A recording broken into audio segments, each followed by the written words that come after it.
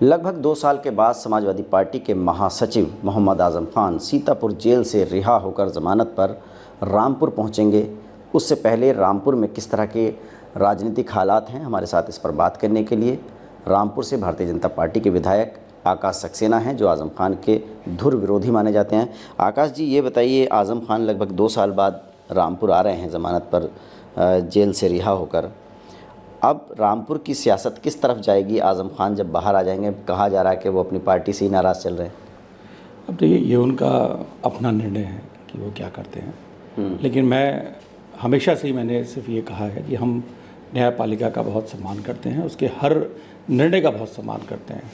और अभी जो बेल मिली है, उसमें मेरा सिर्फ कहना सिर्फ इतना ही है कि बेल मिली है, भरी नहीं हुए हैं। तो पैरवी है वो बहुत मजबूती से पहले भी चल रही थी और आगे भी बहुत मजबूती से चलेगी। और न्यायपालिका का कोई भी फैसला जो आने वाले समय में, चाहे वो किसी के पक्ष में भी हो, वो हमेशा हमें स्वीकार्य होगा। आज़म खान के ख़िलाफ़ लगातार आप पैरोकारी कर रहे हैं। लगभग कितने मुकदमे आज़म खान पर हैं, कितने मुकदमों में सज़ा हो गई है और कितने मुकदमे अभी ट्रायल पर हैं? देखिए, पहली बात तो मैं आज़म खान के विरुद्ध पैरोकारी नहीं कर रहा, मैं आज़म खान के द्वारा जो किए गए कृत्य थे उसके विरुद्ध मैं पैरवी कर रहा हूँ। और मैं उन गरीब मुसलमानों की पैरवी कर रहा हूँ, मैं उन रामपुर के गरीब दलित भाइयों की पैरवी कर रहा हूँ, रामपुर के गरीब जो पिछड़े हैं उनकी पैरवी कर रहा हूँ कि जिनकी ज़मीनों को आज़म खान ने अपने व्यक्तिगत लाभ पहुँचाने के लिए जौहर विश्वविद्यालय में ज़बरदस्ती मिला लिया। और अभी बहुत से ऐसे मामले हैं, जब आप देखेंगे जिस तरीके का जो नारा जो दिया जाता है पीडीए का, कुछ मामले अभी ऐसे सामने आएंगे जिसमें सीधा से सीधा तौर पर लगेगा कि आज़म खान ने किस तरीके से जो पिछड़े हैं, जो दलित हैं, उनके अधिकारों का हनन ही नहीं किया, उनकी ज़मीनों को बिना किसी अनुमति के, बिना उनकी चाहत के उन ज़मीनों को जौहर यूनिवर्सिटी मिला लिया।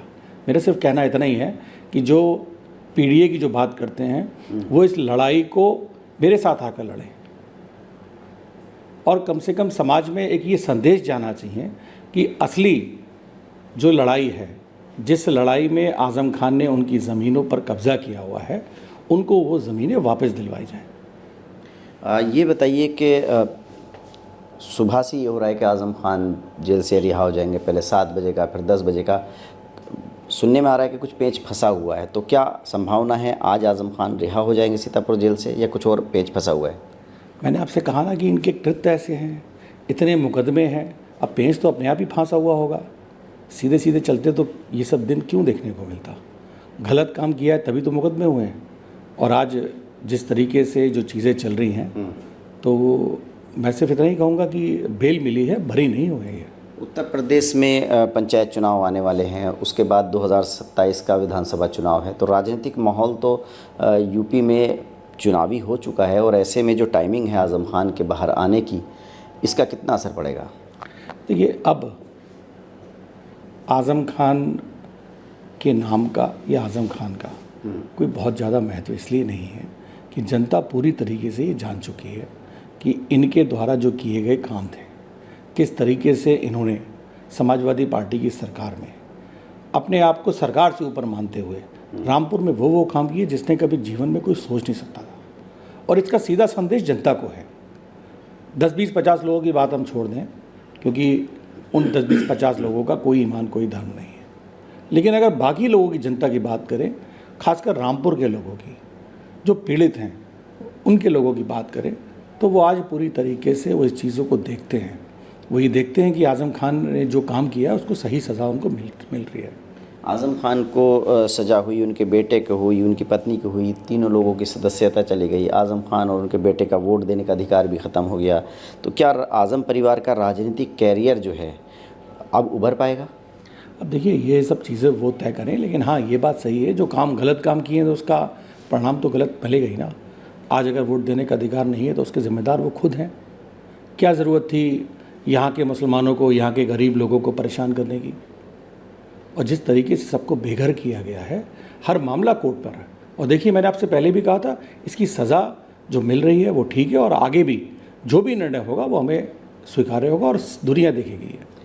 आखिर ऐसी क्या वजह थी जो आकाश सक्सेना आज़म खान के विरोधी बन गए? मैंने सुना पहले रिश्ते बड़े अच्छे हुआ करते थे किसी ज़माने में आपके आज़म खान से, अचानक से ये बदलाव कैसे हुआ और जो दोनों आमने सामने एक तरह से दुश्मनी शुरू हो गई? नहीं, पहली बात तो ये कि हमारे कभी रिश्ते खराब या अच्छे की तो कोई बात ही नहीं है। ये लड़ाई एक समाज के ऐसे तबके की लड़ाई थी जिस तबके को कोई पूछ नहीं रहा था, क्योंकि 12 से 17 तक का जो समय था और रामपुर में एक अजीब रात थी जिसका अंत होने का सब इंतज़ार करते थे।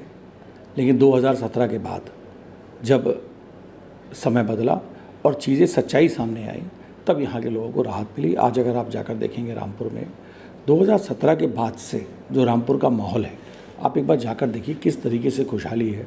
हर आदमी अपने कारोबार से लगा हुआ है, हर आदमी को काम है और हर आदमी बहुत खुश है। तो ये ऐसा क्यों हुआ कि 2017 के बाद ही खुश है?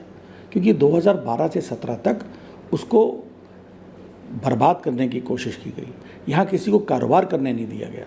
यहाँ पर सिर्फ कोशिश ये की गई कि उसके हाथ में रिक्शा ही रहे। बात करते हैं कलम की, तो कलम का उनका ये था कि मेरी ही कलम पकड़ोगे।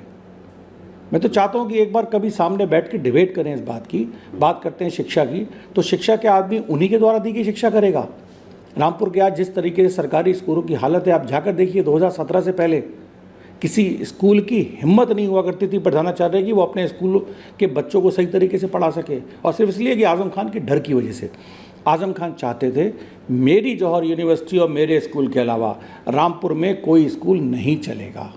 तो ये क्या मतलब हो? एक तरफ बात करते हो शिक्षा की और दूसरी तरफ कहते हो कि शिक्षा मेरे द्वारा जो दी गई है वो होगी। तो ये सब चीज़ें गलत हैं। लोग यहाँ के बहुत जागरूक हैं और इसका बहुत अच्छी तरीके से लोगों ने जवाब भी दिया। आपको क्या लगता है आज़म खान के परिवार की समाजवादी पार्टी से नाराज़गी की चर्चाएं हैं? चर्चा ये हैं कि अन्य दलों में बातचीत चल रही है, ये जा सकते हैं बदलाव। क्या लगता है आज़म खान आने के बाद क्या स्टेप राजनीतिक ले सकते हैं? आपको क्या लगता है? मैंने आपसे कहा ये उनका अपना निर्णय है, ये जहाँ जाएं जो करें। मैं तो सिर्फ इतना ही कहूँगा, और हमेशा जो मेरे जीवन का एक लक्ष्य रहा है कि बुरा करोगे तो बुरा होगा। जो जिसने जैसा किया उसको वैसा फल मिल रहा है और आगे भी वैसा ही मिलेगा। ये लड़ाई तक कहाँ तक लड़ेंगे आप? कहाँ तक जारी रहेगी? मैंने आपसे कहा ना कि मुकदमों की जो पैरवी है वो बहुत मजबूती से चल रही है, आगे भी चलेगी। काफ़ी मुकदमे अभी हमारे सुप्रीम कोर्ट में पेंडिंग हैं, कुछ मुकदमे हाई कोर्ट में हैं। मजबूत पैरवी चल रही है और बिल्कुल चलेगी, और ईश्वर हमेशा उसी के साथ होता है जो सही होता है। तो आकाश सक्सेना पीछे हटने वाले नहीं हैं। मैंने आपसे कहा ना, ईश्वर जब साथ है तो पीछे हटने की बात ही सोचना गलत है।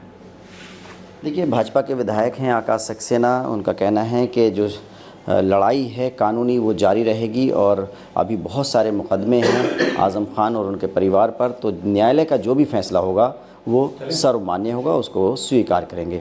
Ubaidur Rahman, ABP news network, Rampur.